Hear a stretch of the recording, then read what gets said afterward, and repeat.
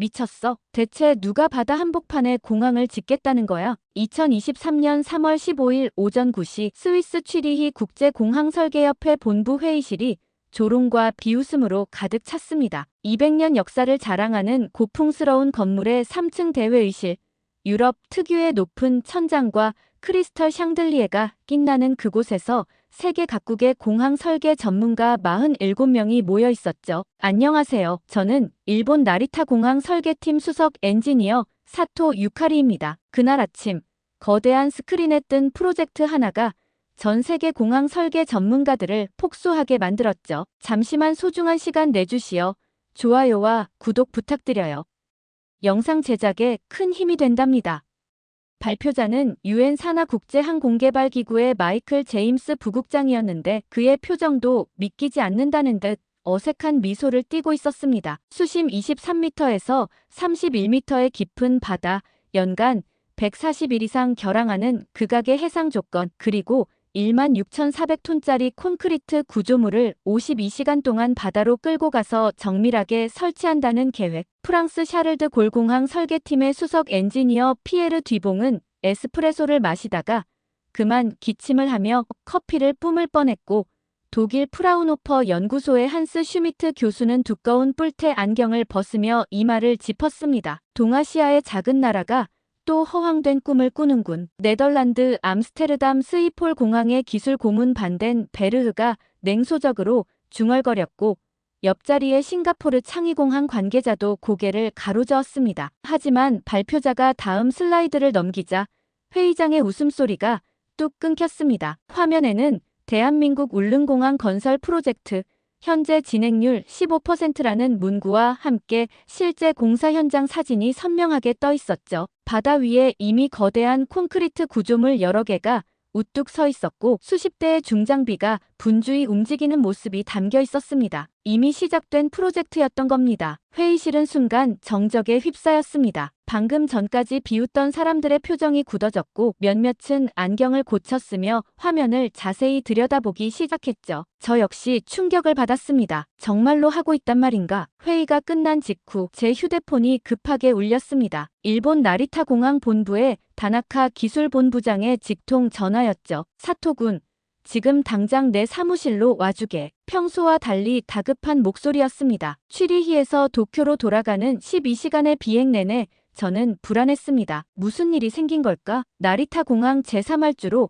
확장 프로젝트에 문제라도 생긴 건가? 도착 후 곧바로 본부장실로 향했습니다. 23층 코너 오피스의 문을 열자 다나카 본부장이 창밖을 바라보며 서 있었죠. 도쿄만이 한눈에 내려다 보이는 그의 사무실은 언제나 위압적이었지만 오늘은 특히 더 무거운 분위기가 감돌았습니다. 사토군, 자네가 울릉공항 프로젝트 현장 실사단으로 파견되게 됐네. 귀를 의심했습니다. 예, 제가요? 왜 하필? 다나카 본부장이 돌아서며 설명했습니다. 유엔 산하 국제항공개발기구에서 각국 전문가로 구성된 현장 실사단을 파견하기로 했고, 일본 대표로 저를 지명했다는 것이었습니다. 해상공항 건설 경험이 있는 간사이 공항 프로젝트에 참여했던 제 이력을 높이 샀다고 했죠. 솔직히 말하면 다나카 본부장이 목소리를 낮췄습니다. 일본 정부도 이 프로젝트가 실패하기를 바라고 있네. 만약 성공한다면 동해에서 한국의 영향력이 크게 확대될 테니까 자네가 가서 기술적 문제점들을 정확히 파악해오게. 국제사회에 이 프로젝트의 무모함을 알릴 근거가 필요하네. 순간 씁쓸한 기분이 들었습니다. 기술자로서 순수하게 프로젝트를 평가해야 하는데 정치적 의도가 개입되어 있다니. 하지만 한편으로는 호기심도 생겼습니다. 과연 한국은 어떻게 이런 무모한 도전을 하고 있는 걸까? 2023년 4월 2일 오전 10시 35분 저는 ANA 201편으로 인천국제공항에 도착했습니다. 비행기에서 내려다본 인천공항의 규모는 압도적이었습니다. 바다를 메워 만든 거대한 공항이 아침 햇살에 반짝이고 있었죠. 입국장으로 향하면서 첫 번째 놀라움을 경험했습니다. 동선이 직관적이고 효율적이었던 겁니다. 나리타 공항은 증축을 거듭하다 보니 미로처럼 복잡한데 인천공항은 처음부터 계획적으로 설계된 티가 났습니다. 더 놀라운 건 입국 심사였습니다. 스마트 패스라고 적힌 자동 출입국 심사대 앞에 서자 안내 직원이 유창한 일본어로 설명해 주었습니다. 여권을 스캔하시고 카메라를 보시면서 지문을 인식기에 올려주세요. 단 5분. 믿기지 않을 정도로 빠른 시간에 입국 수속이 끝났습니다. 나리타 공항에서는 외국인 입국 심사에 평균 45분, 성수기에는 이 시간까지 걸리는데 말이죠. AI 기반 안면 인식과 지문 인식을 동시에 처리하는 시스템은 보안은 강화하면서도 시간은 획기적으로 단축했습니다. 수화물 찾는 곳에 도착했을 때도 놀랐습니다. 제 가방이 이미 나와 있었던 겁니다. 대형 모니터에는 항공편별 수화물 처리 상황이 실시간으로 표시되고 있었고 예상 대기 시간까지 안내하고 있었죠. 사토 유카리 씨이신가요? 완벽한 일본어로 누군가 제 이름을 불렀습니다. 돌아보니 단정한 정장 차림의 한국인 남성이 서 있었죠. 안녕하세요. 저는 국토교통부 해양공항과의 박지훈 과장입니다. 울릉공항 프로젝트 현장까지 안내해드리겠습니다. 악수를 나누며 느낀 그의 손은 따뜻하고 힘이 있었습니다. 한국 방문은 처음이신가요? 라는 그의 질문에 네, 공식적으로는 처음입니다라고 답했죠. 공항을 나가면서 둘러본 인천공항의 모습은 솔직히 나리타를 앞서고 있었습니다. 천장 높이, 자연 채광, 동선 설계, 편의시설 배치 등 모든 면에서 한 수위였죠. 특히 문화예술 공간들이 인상적이었습니다. 전통 공예품 전시관, 한국 전통음악 공연장, 심지어 작은 박물관까지 공항이 단순한 통과 지점이 아닌 문화체험 공간으로 설계되어 있었습니다. 주차장으로 가는 길에 공항철도 역을 지나쳤습니다. 서울역까지 직통으로 43분이면 도착합니다라는 박 과장의 설명에 또 한 번 놀랐죠. 나리타 익스프레스는 도쿄역까지 1시간이 넘게 걸리는데 거리는 비슷한데도 20분이나 빠르다니 2001년 개항 때부터 공항철도를 함께 계획했습니다. 처음엔 예산 낭비라는 비판도 많았지만 지금은 하루 20만 명이 이용하는 핵심 교통수단이 됐죠. 박 과장의 차는 제네시스 G90이었습니다. 부드럽게 출발하는 차 안에서 그는 울릉공항 프로젝트에 대한 개략적인 브리핑을 시작했습니다. 태블릿 PC를 꺼내 3D 모델링 영상을 보여주며 설명하는 모습이 매우 전문적이었죠. 울릉도는 육지에서 217km 떨어진 우리나라 최동단 섬입니다. 면적은 72.9제곱킬로미터, 인구는 약 1만 명이죠. 그런데 기상 조건이 워낙 열악해서 연간 100일 이상 배가 결항됩니다. 응급 환자가 발생해도 날씨가 나쁘면 그저 하늘만 바라봐야 하는 상황이었죠. 고속도로를 달리며 창밖으로 스쳐 지나가는 한강의 모습이 인상적이었습니다. 강변을 따라 늘어선 아파트 숲, 자전거 도로를 달리는 사람들, 한강 다리들의 각기 다른 디자인, 일본과는 확연히 다른 도시 풍경이었죠. 처음 계획이 나온 건 1976년입니다. 무려 47년 전이죠. 하지만 기술적 한계와 예산 문제로 번번이 무산됐습니다. 그러다 2020년 문재인 대통령이 울릉도를 방문했을 때 주민들의 간절한 호소를 듣고 국가 사업으로 추진하기로 결정했습니다. 박 과장의 목소리에는 자부심이 묻어났습니다. 많은 전문가들이 불가능하다고 했습니다. 하지만 우리는 도전하기로 했죠. 인천공항도, 부산 가덕도, 신공항도 다 바다를 메워서 만들지 않았습니까? 차는 어느새 김포공항을 지나 강석으로 접어들고 있었습니다. 오늘은 서울에서 하루 쉬시고 내일 포항으로 이동해서 헬기로 울릉도에 들어가시게 됩니다. 날씨가 좋기를 바라야죠. 4월인데도 동해의 날씨는 변덕스럽거든요. 호텔에 도착할 때까지 박 과장은 계속해서 프로젝트에 대해 설명했습니다. 그의 열정적인 모습에서 이 프로젝트가 단순한 건설 사업이 아님을 느낄 수 있었죠. 그것은 고립된 섬 주민들의 오랜 꿈이자 국가적 수건 사업이었습니다. 일본이 기존 시스템에 안주하는 동안 한국은 계속 발전하고 있었던 겁니다. 호텔방에서 창밖을 바라보며 제가 얼마나 편협한 시각을 가지고 있었는지 깨닫기 시작했습니다. 내일 울릉도에서는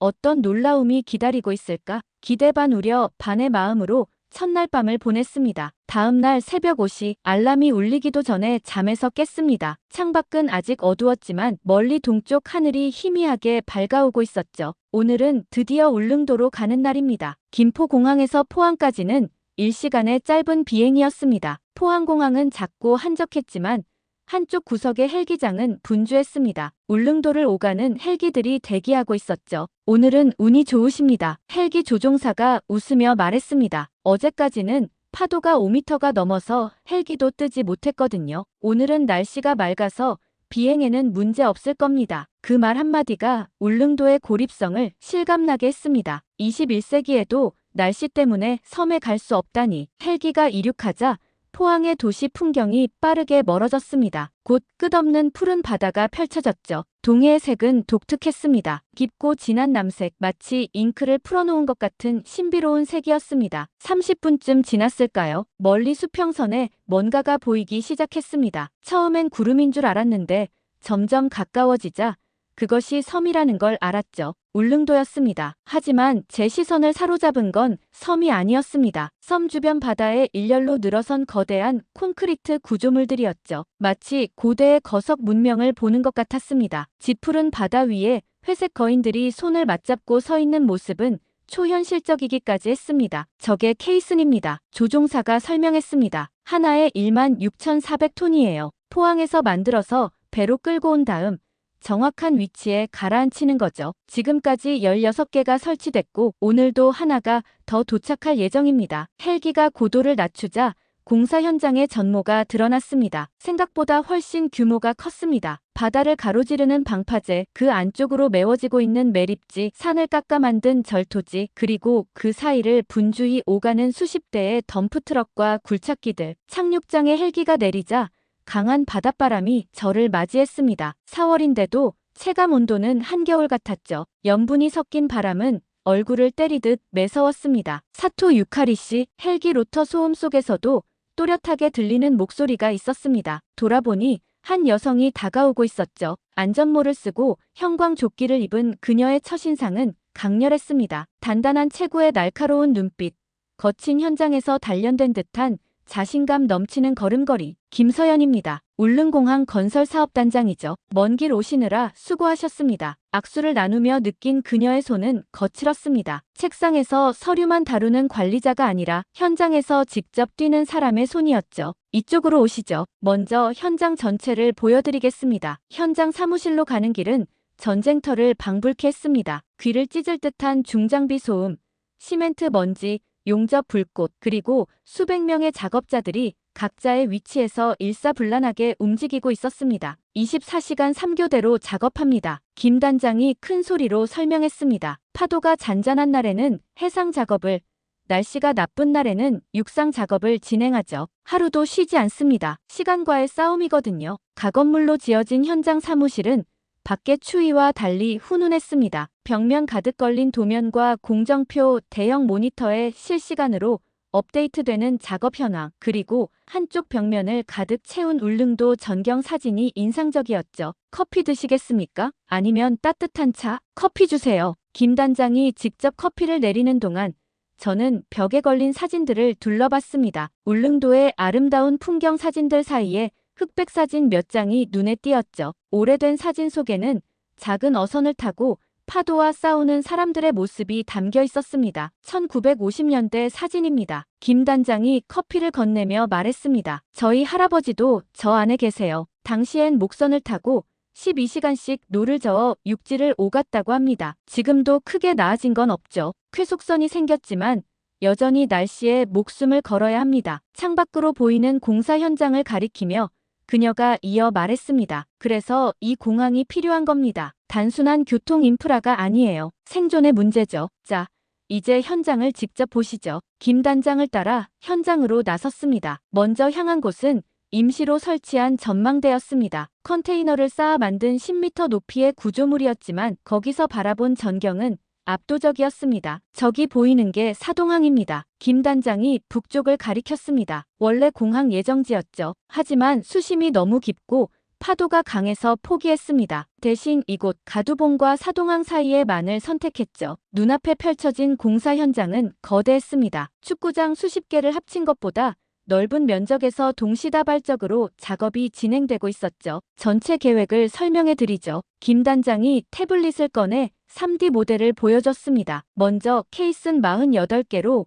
외곽 방파제를 만듭니다. 그 안쪽 바다를 매립하는 거죠. 동시에 저기 보이는 가두봉을 깎아서 매립재로 사용합니다. 일석이조죠. 산을 깎아 평지를 만들고 그 흙으로 바다를 메우는 겁니다. 활주로는 1200m 길이로 계획되어 있습니다. 소형 항공기 위주로 운항할 예정이죠. 터미널은 연간 15만 명을 처리할 수 있는 규모로 설계했습니다. 제가 질문했습니다. 1200m면 좀 짧지 않습니까? 안전 마진을 고려하면 김 단장의 표정이 어두워졌습니다. 맞습니다. 저희도 1500m를 원했어요. 하지만 예산이 300m 연장하는데 1조 원이 추가로 듭니다. 정부는 1200m로도 충분하다는 입장이고요. 그녀의 목소리에는 아쉬움이 묻어났습니다. 현장 책임자로서 안전을 최우선으로 생각하지만 현실적인 제약에 부딪힌 상황이었죠. 다이버들이 작업하고 있네요. 제가 바다를 가리키며 말했습니다. 네. 수중 작업이 가장 위험합니다. 시야가 1m도 안 되는 상황에서 작업해야 하죠. 해군 UDT 출신들을 주로 채용합니다. 일반 다이버로는 감당하기 어려운 작업이거든요. 마침 무전기에서 보고가 들어왔습니다. 단장님, 17번 케이슨 도착 예정 시간 확인됐습니다. 오후 3시경 도착 예정입니다. 김 단장이 제게 물었습니다. 케이슨 설치 작업을 보시겠습니까? 포항에서 52시간을 끌고 온 16,400톤짜리 콘크리트 구조물을 바다에 정확히 가라앉히는 작업입니다. 장관이죠. 오후가 되기 전 김 단장은 저를 가두봉 절토 현장으로 안내했습니다. 전망대에서 내려와 차를 타고 10분쯤 이동하니 전혀 다른 세계가 펼쳐졌죠. 원래 194m 높이의 가두봉은 이미 원형을 알아볼 수 없을 정도로 변해 있었습니다. 거대한 계단식 절개지가 만들어져 있었고 수십 대의 덤프트럭이 개미처럼 오르내리고 있었죠. 24.7% 절토가 완료됐습니다. 김 단장이 설명했습니다. 하루에 10톤 트럭 500대 분량의 토사를 운반하고 있죠. 이 흙이 바로 바다를 메우는 재료가 됩니다. 일본이었다면 환경단체들의 거센 반대로 시작조차 못했을 텐데 여기서는 이미 산의 4분의 1이 사라져 있었습니다. 환경영향평가는 어떻게 통과하셨습니까? 제가 조심스럽게 물었습니다. 김 단장이 미소를 지었습니다. 물론 쉽지 않았죠. 2년간 환경영향평가를 진행했습니다. 하지만 우리는 무작정 파괴만 하는 게 아닙니다. 보세요. 그녀가 가리킨 곳을 보니 절토된 사면이 계단식으로 정리되어 있었고 각 단마다 나무를 심을 준비가 되어 있었습니다. 절토 후에는 즉시 사면을 안정화시킵니다. 계단식 녹화로 새로운 생태계를 조성하고 배수로를 정비해서 토사 유출을 방지하죠. 파괴가 아닌 재창조입니다. 현장 한쪽에서는 대형 스프링클러가 물을 뿌리고 있었습니다. 먼지 때문이죠? 제가 물었습니다. 네, 주민들의 생활에 피해가 가지 않도록 먼지 억제에 특히 신경 쓰고 있습니다. 저기 보이는 소음 측정기로 24시간 모니터링도 하고요. 일본의 자연 그대로 보존 철학과는 확실히 달랐습니다. 한국은 자과 함께 살아가는 방법을 선택한 것이죠. 필요하면 자연을 바꾸되 그 과정에서 새로운 조화를 만들어가는 방식이었습니다. 그 순간 깨달았습니다. 일본은 완벽을 추구하다가 아예 시작을 못하는 경우가 많은데 한국은 일단 시작하고 과정에서 보완해 나가는 실용적 접근을 한다는 것을요. 오후 2시 30분 현장의 분위기가 갑자기 바뀌었습니다. 모든 해상 작업이 중단되고 작업자들이 하나둘 바닷가로 모여들기 시작했죠. 곧 도착합니다. 김 단장이 쌍안경을 건네며 말했습니다. 역사적인 순간이죠. 17번째 케이슨의 설치. 수평선을 바라보니 멀리 검은 점들이 보였습니다. 점점 가까워지자 그 정체가 드러났죠. 5척의 대형 예인선이 거대한 콘크리트 구조물을 끌고 오고 있었습니다. 16,400톤. 김 단장이 감격스러운 목소리로 말했습니다. 높이 24m, 길이 40m, 폭 30m의 거대한 콘크리트 상자입니다. 포항에서 여기까지 210km를 52시간 동안 시속 4km로 끌고 왔죠. 케이슨이 가까워질수록 그 크기가 실감났습니다. 5층 건물 높이의 회색 거인이 바다 위를 미끄러지듯 다가오고 있었죠. 예인선들의 엔진 소리가 울려 퍼지고 수십 명의 작업자들이 각자의 위치에서 대기하고 있었습니다. 설치 위치까지 남은 거리 500m. 무전기에서 보고가 들어왔습니다. 김 단장이 저를 관제실로 안내했습니다. 컨테이너를 개조한 임시 관제실이었지만 내부는 첨단 장비로 가득했죠. 여러 개의 모니터에 GPS 좌표, 수심, 조류 속도, 바람 방향 등이 실시간으로 표시되고 있었습니다. 정확도가 관건입니다. 관제실 책임자가 설명했습니다. 설계상 오차 범위는 50cm, 16,400톤짜리를 50cm 오차 내에 설치해야 하죠. 화면을 보니 케이슨 위에 설치된 GPS 수신기 4개의 위치가 실시간으로 표시되고 있었습니다. 동시에 해저에 설치된 음파 탐지기가 정확한 해저 지형을 스캔하고 있었죠. 위치 확인, 남은 거리 100m, 속도 줄여. 예인선들이 일제히 속도를 줄였습니다. 거대한 케이슨이 마치 슬로 모션처럼 천천히 움직였죠. 좌현 3도 수정, 우현 엔진 정지, 정밀한 조종이 이어졌습니다. 5척의 예인선이 마치 하나의 유기체처럼 움직이며 케이슨의 방향을 미세하게 조정했죠. 위치 진입, 투하 준비, 잠수부들이 물속으로 뛰어들었습니다. 수중 카메라 화면에 그들의 모습이 잡혔죠. 케이슨 하부를 확인하고 해저면 상태를 최종 점검하는 모습이 보였습니다. 이상 없음, 투하 승인, 순간 긴장감이 감돌았습니다. 케이슨 내부의 물탱크 밸브가 열리면서 바닷물이 들어가기 시작했죠. 서서히, 아주 서서히 거대한 구조물이 가라앉기 시작했습니다. 심하율 분당 20cm, 정상입니다. 30분에 걸쳐 케이스는 천천히 바닷속으로 들어갔습니다. 마침내 해저면에 닿는 순간 작은 진동이 느껴졌죠. 착저 완료. 위치 오차 동서 12cm, 남북 8cm. 관제실에 환호성이 터졌습니다. 작업자들이 서로 껴안고 기뻐했죠. 김 단장의 눈가가 촉촉해진 것을 봤습니다. 17번째입니다. 그녀가 감격스럽게 말했습니다. 이제 31개 남았네요. 간사이 공항 건설 때도 케이슨을 사용했지만 이렇게 먼 거리를 이동하여 깊은 바다에 설치한 적은 없었습니다. 일본은 안전하고 검증된 방법만 고집하는데 한국은 필요하다면 과감하게 새로운 도전을 한다는 차이를 실감했습니다. 저녁 6시 울릉읍 도동리의 작은 마을 회관에서 주민 간담회가 열렸습니다. 100명 가까운 주민들이 모인 가운데 저는 국제 전문가 자격으로 참석했죠. 회관에 들어서자 따뜻한 온기와 함께 구수한 된장찌개 냄새가 났습니다. 주민들이 준비한 저녁 식사였죠. 외국에서 오신 손님이라고 들었습니다. 많이 드세요. 한 할머니가 제 앞에 밥그릇을 놓아주셨습니다. 식사를 하며 주민들과 자연스럽게 대화를 나눴습니다. 그들의 이야기는 하나같이 가슴 아팠죠. 우리 어머니가 작년에 돌아가셨어요. 50대로 보이는 여성이 눈물을 글썽이며 말했습니다. 심장마비였는데 파도가 높아서 헬기도 못 뜨고 그냥 여기서 숨을 거두셨죠. 공항이 있었다면. 옆에 앉은 할아버지도 거들었습니다. 내 손자가 서울대 의대에 합격했소. 근데 명절에도 못 와. 배가 안 뜰 때가 많으니까. 작년 추석엔 일주일을 기다려도 못 왔어. 한 청년이 일어나 발언했습니다. 저는 울릉도에서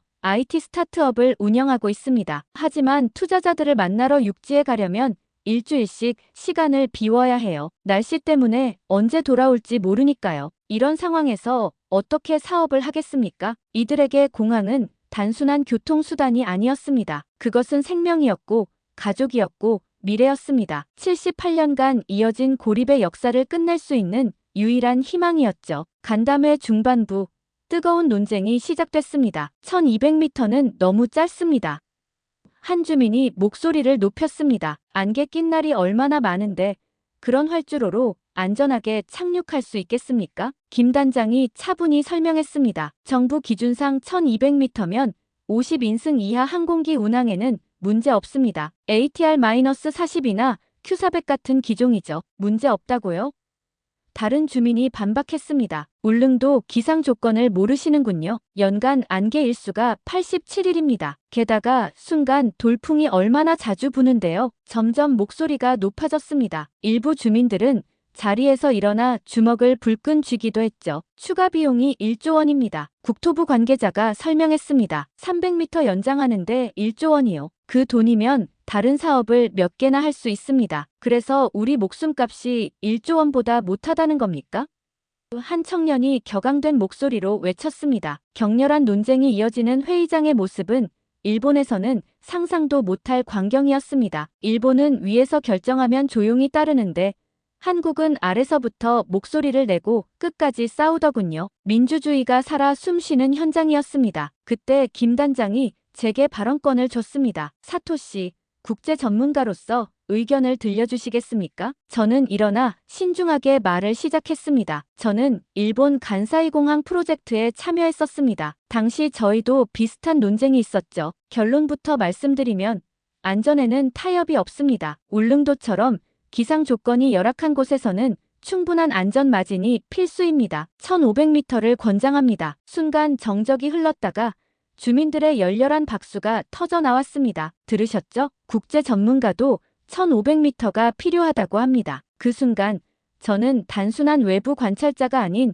이 프로젝트의 일원이 되어가고 있음을 느꼈죠. 셋째 날 아침, 김 단장은 저를 공항 관제 시스템 설계실로 안내했습니다. 울릉읍 내의 한 건물 3층에 마련된 이곳은 겉보기와 달리 첨단 기술의 집약체였죠. 안녕하세요. 저는 이 프로젝트의 IT 총괄을 맡고 있는 최성민입니다. 30대 초반으로 보이는 젊은 엔지니어가 저를 맞이했습니다. 그는 곧바로 대형 스크린에 시스템 구성도를 띄웠죠. 울릉공항은 처음부터 스마트 공항으로 설계하고 있습니다. 전 구간 오직 커버리지는 기본이고 AI 기반 기상 예측 시스템, 드론을 활용한 실시간 활주로 모니터링, 자동 착륙 유도 시스템까지 도입할 예정입니다. 스크린에 표시된 시스템 구성은 인상적이었습니다. 특히 기상 예측 시스템이 눈에 띄었죠. 울릉도의 최대 약점이 변덕스러운 날씨입니다. 그래서 한국항공우주연구원과 협력해 특별한 시스템을 개발했죠. 최 엔지니어가 다른 화면을 띄웠습니다. 울릉도 주변의 3D 지형도 위에 바람의 흐름이 실시간으로 표시되고 있었죠. 독도와 울릉도